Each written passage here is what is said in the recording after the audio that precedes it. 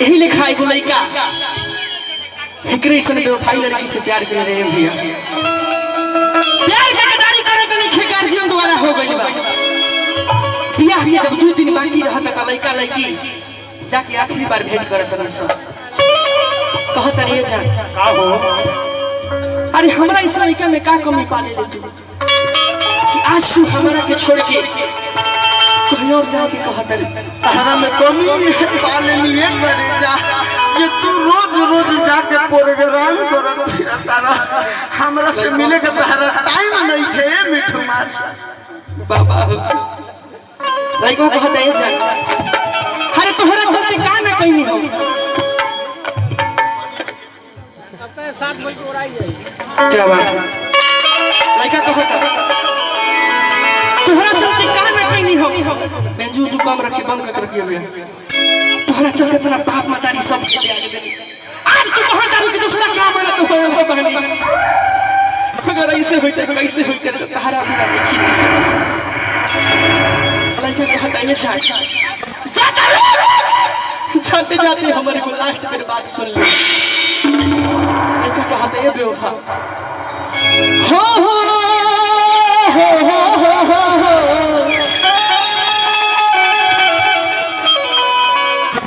अरे रोनिया रे सुगनिया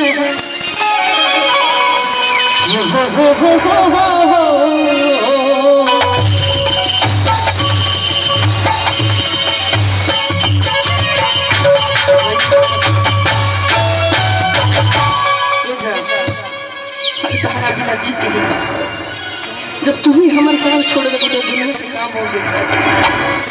लड़का कहा था ये बेवफा ये गाना गोले रंगी थे जना गाना के नाम है हम दादा धड़कन चला गाना गाए थे गाना के भाव था कैसे है भैया हो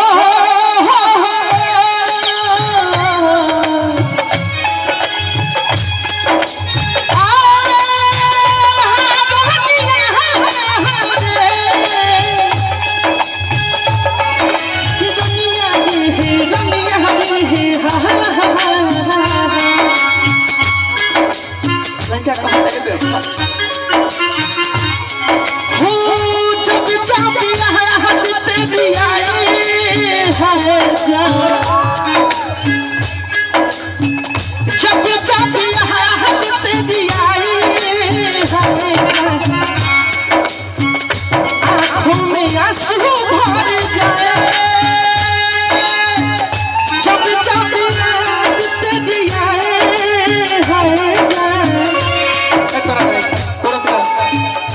आँखों में आंसू भर जाए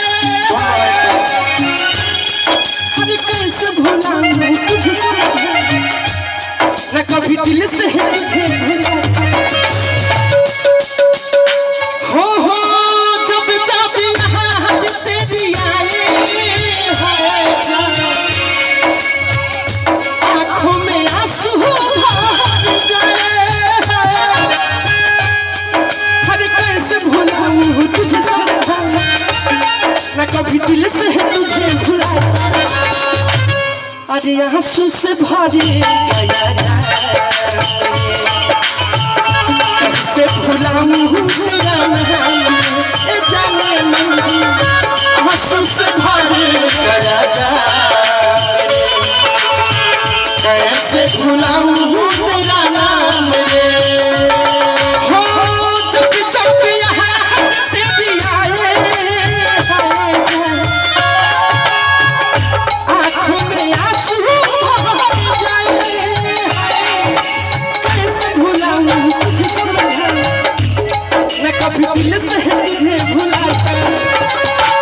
एक बार ताली बजाने चाहिए भैया लोग ताली क्या बात है।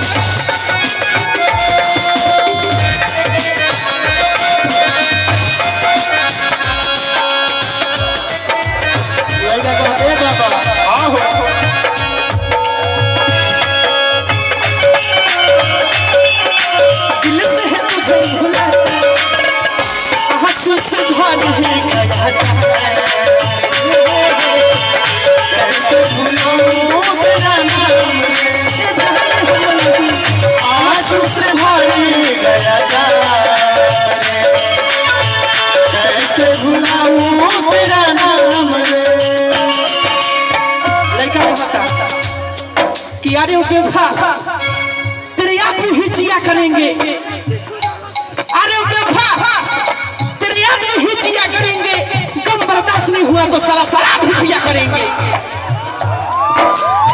अरे बेवफा तेरे याद में ही जिया करेंगे, गम बर्दाश्त नहीं हुआ तो शराब भी पिया करेंगे। अगर मर भी गए याद हो तो खुदा कसम यमराज के मोबाइल से तुम्हारे मोबाइल पर मैसेज दिया करेंगे। ताली वाली लगाएंगे, ताली क्या बात है। हो दिलवा में सपना है, दिलवा में सपना है, हजार काहे होला। दिलवा में सपना, दिलवा में सपना है, हजार काहे होला। प्यारी कौन चीज है, यार कमल चीज है यार काहे होला।